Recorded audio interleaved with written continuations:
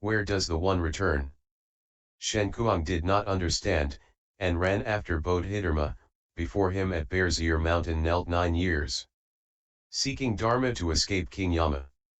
With the transmission of the Dharma, Shen Kuang received the name Hui Ko, which means able wisdom. Master Hui Ko asked Bodhidharma, in India, did you transmit the Dharma to your disciples? Did you also give the robe and bowl as certification? I transmitted the Dharma in India, replied Bodhidharma, but I did not use the robe and bowl. Indian people are straightforward. When they attain the fruit, they know they must be certified. If no one certifies them, they do not say, I have attained the way. I have given proof to arhatship. I am a bodhisattva. They do not speak like this. Chinese people, however, are different. Many Chinese have the great vehicle root nature 11, but there are also many people who lie. Having cultivated without success, such people claim to have the way. Though they have not certified to the fruit, they claim to be certified sages. Therefore I transmit the robe and bowl to prove that you have received the transmission. Guard them well and take care. While the Patriarch Bodhidharma was in China, he was poisoned 6 times. Dharma Master Bodhirasai and Vinaya Master Kuang Tiong were jealous of him. They prepared a vegetarian meal which contained an invariably fatal drug, and offered it to the Patriarch. Although he knew it was poisoned, he ate it. Then he vomited the food onto a tray, and it was transformed into a pile of writhing snakes. After this unsuccessful attempt, Bodhirasai tried again, using an even more potent poison. Again, Bodhidharma ate the food. Then he sat atop a huge boulder and spat out the poison. The boulder crumbled into a heap of dust. In 4 more attempts, jealous people tried without success to poison the Patriarch. One day, the great master Bodhidharma said to Hui Ko, I came to China because I saw people here with the great vehicle root nature. Now I have transmitted the Dharma and am ready to complete the stillness. After his death, the Patriarch's body was buried. There was nothing unusual about his funeral. In Northern Wei, 386 to 532 AD, however, an official called Sung Yun, met Bodhidharma on the road to Chengnan Mountain in Tizungling. When they met, Bodhidharma was carrying one shoe in his hand. He said to Sung Yun, the king of your country died today. Return quickly. There is work to be done. The official asked, Great Master, where are you going? Back to India, the Great Master replied. Venerable One, to whom did you transmit your Dharma? In China, after 40 years, it will be KO. Sung Yun returned to his country and reported the incident. Recently, in Tizungling, I met the Patriarch Bodhidharma who told me that the king of our country had died and instructed me to return to the capital. When I arrived I found it exactly as he had said. How did he know? His countrymen scoffed, Bodhidharma is already dead. How could you have met him on the road? Then they rushed to the Patriarch's grave and found it empty, with nothing inside but one shoe. Where did Bodhidharma go? No one knows. Perhaps he came to America. Wherever he wanders, no one can recognize him, because he can change and transform according to his convenience. When he came to China, he said he was 150 years old, and when he left, he was still 150 years old. No historical references can be found. When Bodhidharma was about to enter Nirvana he said, I came to China and transmitted my Dharma to 3 people. One received my marrow, one my bones, and one my flesh. After the transmission, the Patriarch himself no longer had a body. Great Master Hui Ko received the marrow and Ch'en Master Tao Yu received the bones. Bhikshunite Sung Chih could recite the Lotus Sutra from memory. After she died, a green lotus flower grew from her mouth. She received Bodhidharma's flesh. In the end, the Patriarch had no body at all. So don't look for him in America, you won't find him. The Second Patriarch, Hui Ko of the Northern Chi, 550-577 AD, whose family name was Chi, was formerly Shen Kuang. When he was born, his parents saw Wei Tou Bodhisattva, the golden armored spiritual being, come to offer protection, thereupon they named their son Shen Kuang, which means spiritual light. Not only was the patriarch intelligent, but he had an excellent memory as well, and his skill and powers of discrimination were so remarkable that he could read 10 lines in the time it took an ordinary person to read one. In a gathering of 100 people, one talking at once, he could clearly distinguish each conversation. The great master, however, had great anger, he disagreed with everyone and was always ready to fight. When Shen Kuang explained sutras, as I have told you, he used his iron beads to win his arguments. Later, after he knelt for 9 years in quest of the Dharma, it was his great anger which enabled him to cut off his arm and feel no pain. It was also because of this anger that he later felt pain. Unafflicted by anger, he would have felt no pain. Pain is just an affliction, and affliction is the cause of pain. The Second Patriarch was 40 years old when he left Bodhidharma.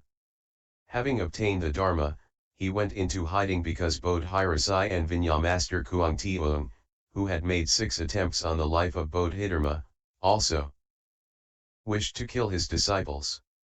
So although Hui Ko had great anger, he nevertheless obeyed his teacher and went into hiding for 40 years. When he was 80, he began to propagate the Buddha Dharma, teaching and transforming living beings. Later, the disciples of Bodhirasai and Vinaya Master Kuang Tiong tried to kill Master Hui Ko, who feigned insanity to lessen the jealousy of his rivals. But he never ceased to save living beings who were ready to receive his teaching.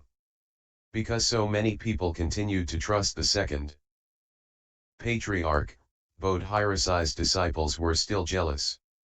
They reported Hui Ko to the government, accusing him of being a weird inhuman creature.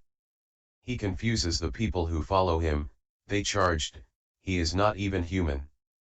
The emperor ordered the district magistrate to arrest him, and Hui Ko was locked up and questioned.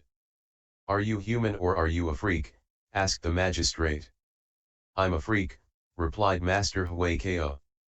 The magistrate knew that the patriarch said this to avoid causing jealousy, so he ordered him to tell the truth. "Speak clearly," he demanded, "what are you?" The great master replied, "I'm a freak. Governments can't allow strange freaks to roam the earth," and so Hui Ko was sentenced to die. Now, isn't this the way of the world? The patriarch wept when he told his disciples, "I must undergo this retribution." He was a courageous man, certainly not one to cry out of fear of death. He was sad because the Dharma had not become widely understood during his lifetime. The Buddha Dharma will not flourish until the time of the Fourth Patriarch, he announced, and then he faced the executioner. "Come and kill me," he said. The executioner raised his axe and swung it towards the master's neck. What do you think happened? You are probably thinking, he was a patriarch with great spiritual power. Certainly the blade shattered and his head was not even scratched. No. The axe cut off his head, and it didn't grow back. However, instead of blood, a milky white liquid flowed onto the chopping block. You think, now really, this is just too far out. If you believe it, that is fine. If you do not believe it, that is fine too, just forget it. However, I will give you a simple explanation of why blood did not flow from the patriarch's neck, when a sage enters the white yang realm 12, his blood becomes white because his body has transformed completely into yang, leaving no trace of yin. I don't believe it, you say. Of course you don't. If you did, you would be just like the Second Patriarch. When the executioner saw that the master did not bleed, he exclaimed, "Hey! He really is a freak. I chopped off his head, but what came out was not blood, but this milky white fluid. And his face looks exactly as it did when he was alive. The emperor knew that he had executed a saint, because he remembered that the 24th Indian Patriarch, Aryasingha, had also been beheaded. And had not bled, but a white milky liquid had poured forth, because he had been without outflows. When one has no ignorance, one may attain to a state without outflows and enter the white yang realm. You think, but you just said that Patriarch Huaycao had great anger. How could he have been without ignorance? You are certainly more clever than I am, for I did not think of this question. But now that you have brought it up, I will answer it. His was not petty anger like yours and mine, which explodes like firecrackers, pop, pop, pop. His anger was wisdom, and because of it his body became yang. Great patience, great knowledge, great courage, and great wisdom, that's what his temper was made of. Realizing that Huaycao was a bodhisattva in the flesh, the emperor felt great shame. A bodhisattva came to our country, he said, and instead of offering him protection, we killed him.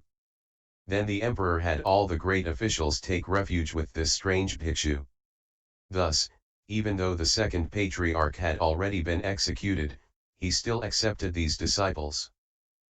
The third patriarch, Seng Ts'an of the Sui dynasty, was of unknown family name and origin. When he first came to visit the second patriarch, his body was covered with repulsive sores like those of a leper. "Where are you from?" asked the second patriarch. "What are you doing here?" "I have come to take refuge with the High Master, and to study and cultivate the Buddha Dharma," answered Seng Ts'an. "You have a loathsome disease and your body is filthy. How can you study the Buddha Dharma?" Master Huaycao was clever, but Dhyana Master Seng Ts'an was even more clever. "I am a sick man and you are a high master," he said, "but in our true minds where is the difference?" Thereupon, the second patriarch transmitted the Dharma to Seng Ts'an, saying, "This robe and bowl have been passed on from Bodhidharma. They certify that you have received the Dharma seal. In order to protect it you must go into hiding. Because Bodhirasi's followers will try to harm you. Be very careful and let no one know that you have received the transmission." The third patriarch Seng Ts'an also feigned insanity while he taught living beings. During the persecution of Buddhism by the Emperor Wu of the Northern Zhou dynasty, reigned from 561 to 577 AD, the patriarch fled into the mountains. While he hid there, the tigers, wolves, leopards, and other fierce animals all disappeared. After transmitting the Dharma to the fourth patriarch, Tao Hsin, Master Seng Ts'an invited 1,000 Bhikshus to a great vegetarian feast. After they had eaten, he said, "You think that to sit in full lotus is the best way to die? Watch. I'll demonstrate my independence over birth and death." The master left the dining hall, followed by the 1,000 Bhikshus. He halted by the trunk of a tree, and after pausing for a moment, he leapt up and grabbed a big branch.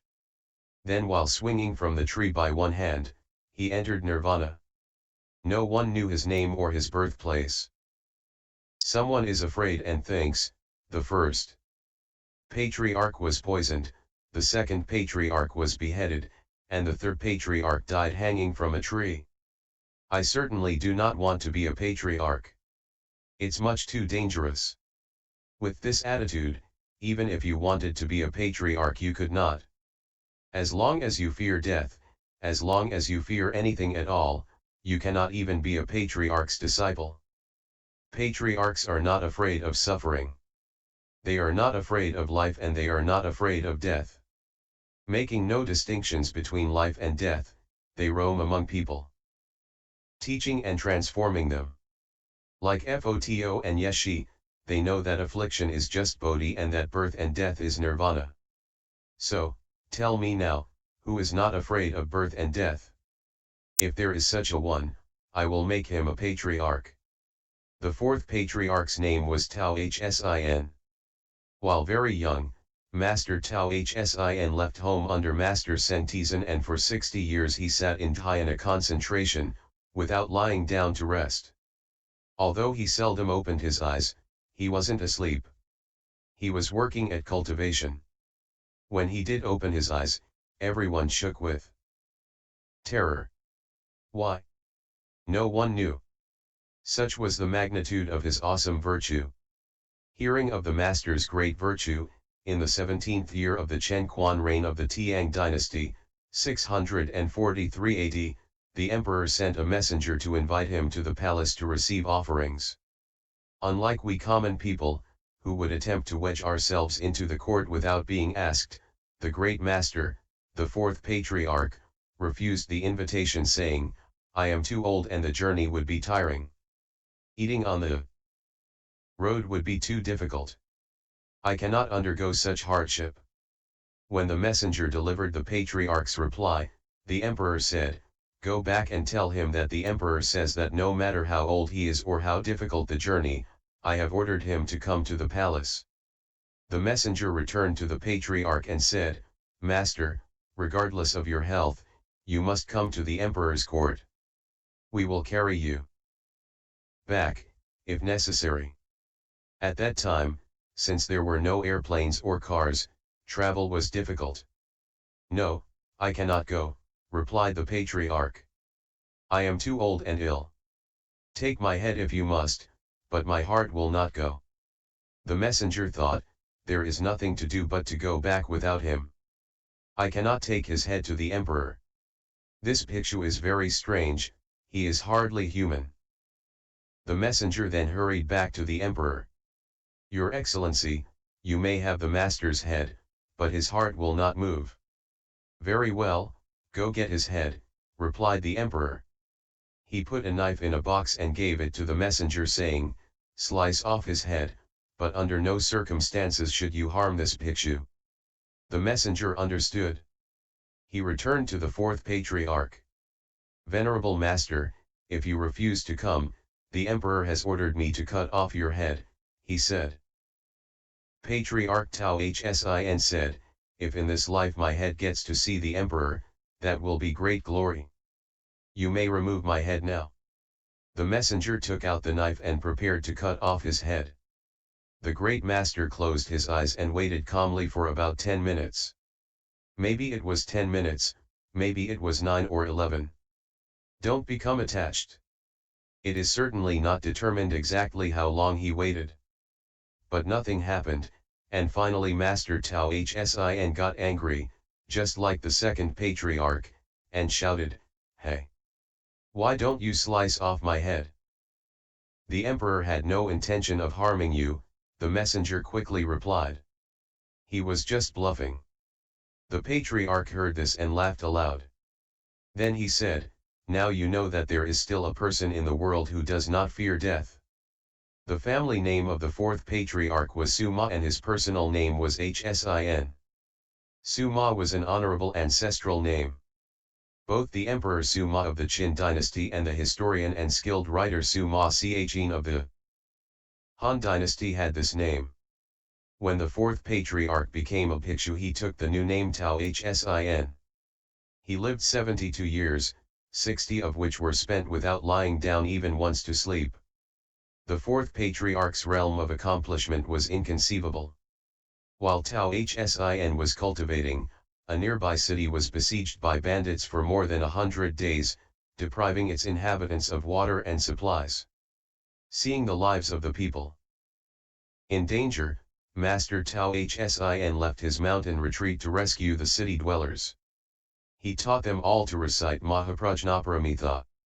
After they had recited for a time, the bandits fled and water reappeared in the wells. This is the response based on the way which Master Tao Hsin evoked as a result of his superior cultivation. When the Fourth Patriarch decided to build a temple, he looked with his Buddha eye and saw a broken head mountain surrounded by a purple cloud of energy. Observing this auspicious sign, the master went there to dwell, changing its inauspicious name, Broken Head, to Double Peak Mountain. The master used expedient dharmas to teach living beings how to discard their bad habits. These stubborn living beings, however, often discarded what was good and continued doing evil. But the master persisted, and by using all kinds of skill and means caused these stubborn living beings to realize their mistakes. He propagated the Dharma for more than 40 years, transforming living beings greater in number than